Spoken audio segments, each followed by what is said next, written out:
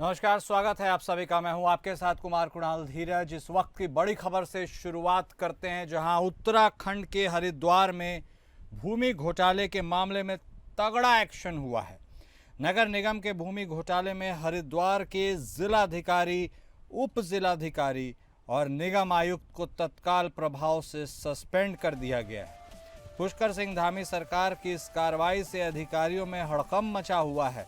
गौरतलब है कि यह पहला ऐसा मामला है जिसमें पद पर रहते हुए एक जिलाधिकारी, नगर निगम के आयुक्त और एसडीएम को एक साथ सस्पेंड किया गया है।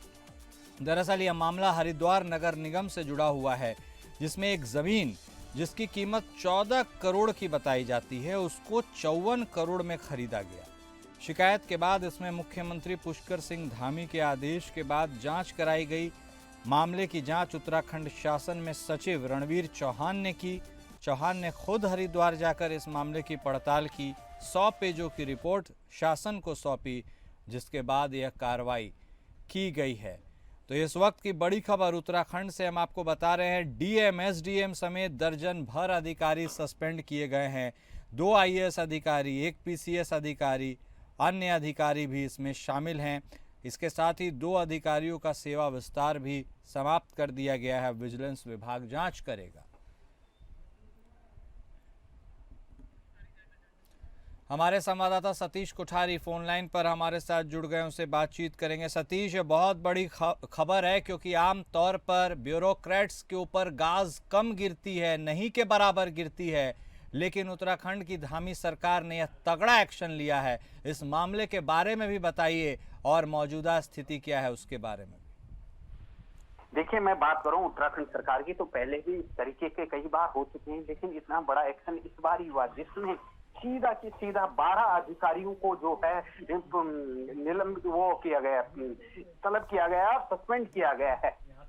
क्योंकि एक तो अधिकारी होते हैं चलता है, लेकिन इस समय सीधा 12 को, जिसमें 2 आईएएस हैं, 1 पीसीएस है, बड़े अधिकारियों को, डीएम तक को, जो प्रेजेंट में डीएम थे हरिद्वार के, उनको भी सस्पेंड किया गया है। और इस तरीके की नीति जो है इस समय पहली बार आई कि जो 12 अधिकारियों को एक ही साथ सस्पेंड किया गया है। ये बहुत बड़ा मामला है, और ये बहुत बड़ा मामला था जो कि 15 करोड़ की जमीन को 54 करोड़ में तब्दील किया गया है अधिकारियों द्वारा। इसमें कौन कौन शामिल हैं ये तो अभी जांच का विषय है, अभी तो जांच चलेगी, जांच देखे जाएगा। अभी तो सस्पेंड किया गया है क्योंकि ये मामला कोई छोटा मामला नहीं है। कहां तक इसके तार जुड़े हुए हैं, ये पूरे उसको खंगाल रहे हैं कि कहां कौन कौन इसमें शामिल था, कौन इसमें शामिल, किसकी क्या भूमिका थी, ये सारी जांच का विषय है। लेकिन अभी प्रेजेंट में जो किया ये बहुत बड़ा एक्शन है, क्योंकि धामी सरकार जिस तरीके से इस समय जो किया, हरिद्वार का जो मामला है, इसमें जो सब अधिकारियों की नींद उड़ रखी है, सभी को ये पता चल गया है कि कभी भी कुछ भी गाज गिर सकती है। ये न हो कि कहीं जो हल्के फुल्के में लिया जाता था, जिस तरीके से उसकी बात करूं, मैं हरिद्वार डीएम की बात करूं तो काफी कहा जाता था कि बहुत ही ज्यादा ईमानदार तरीके के आदमी हैं, लेकिन जब कल गाज गिरी तब पता लगा कि ये भी भ्रष्टाचार में लिप्त हैं। और अभी तो जांच का विषय है, जांच के बाद पता लगेगा किसके हिस्से में क्या आया और किसने किस घोटाले में कितना घोटाला किया। धीरे धीरे परतें खुलेंगी तब जाके सामने आएगा। सतीश, एक इम्पॉर्टेंट बात यह भी है कि आमतौर पर यह सोचा समझा जाता था कि भाई शासन से ताल्लुक रखने वाले अधिकारी वो बहुत सेफ रहते हैं। सोचिए, इस एक मामला ऐसा उजागर हुआ है, ऐसा भी हो सकता है कि ऐसे कई मामले हों जिनके बारे में अभी संज्ञान नहीं लिया गया हो। ऐसे में अभी अधिकारियों के मन में क्या माहौल है?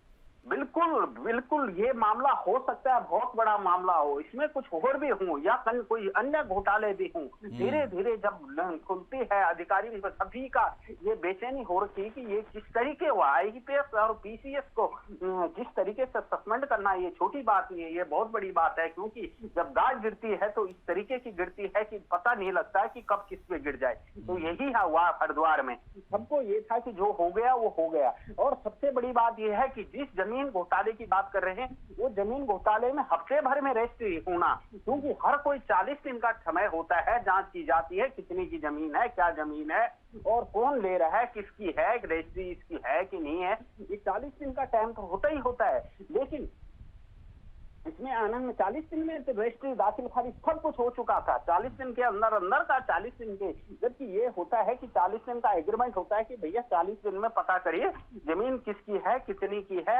और किसके नाम पे है, फ्रॉड तो नहीं है कि क्योंकि भूमि लेना एक छोटी साधारण बात नहीं।